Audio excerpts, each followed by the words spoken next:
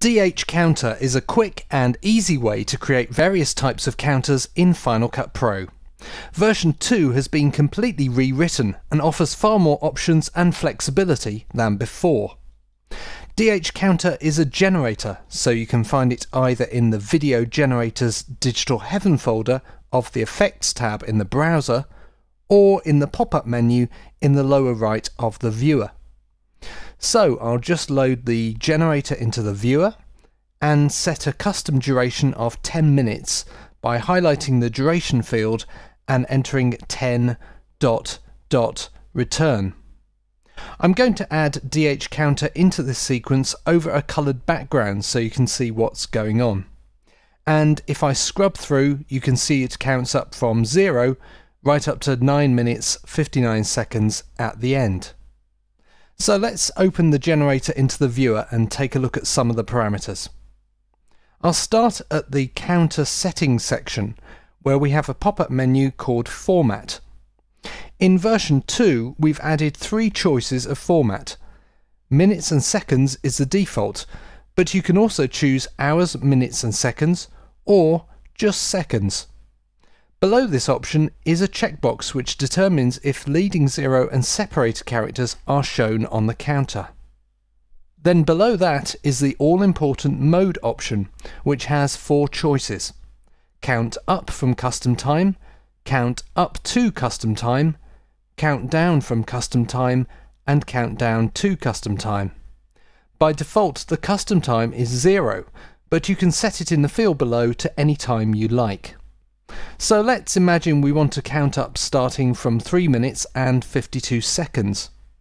I'll just enter 3:52 into the custom time field, and if I move the playhead to the first frame of the generator, you can see it now counts up starting at 3 minutes and 52 seconds.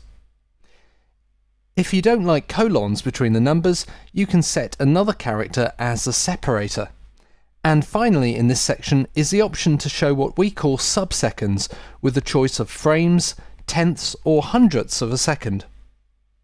Again, you can change the custom subseconds time and the separator if you like. At the bottom of the counter settings section is a slider for the speed that the counter changes at, and also a checkbox that tells DH Counter to use drop frame timecode for sequences with NTSC frame rates. The next section is text settings, where you can change the font. I'll just change it to Arial, the font style, alignment, size, colour, and new for version 2, the tracking. We've also added monospaced layout, which stops the numbers from jumping around on some fonts. You can change the vertical and horizontal position of the counter using these 2 sliders at the bottom. Also new for version 2 is the addition of shadow, outline and box options. So I'll add some drop shadow to the counter, make the background box yellow instead of black,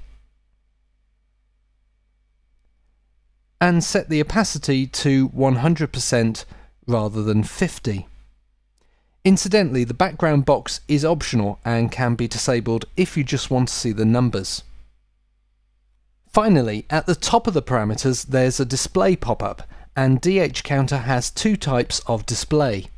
The first one, which we've been looking at, is counter, and the second is called static. Now if you choose static, then the numbers don't actually change over time, and you can enter any text you like into the text field below.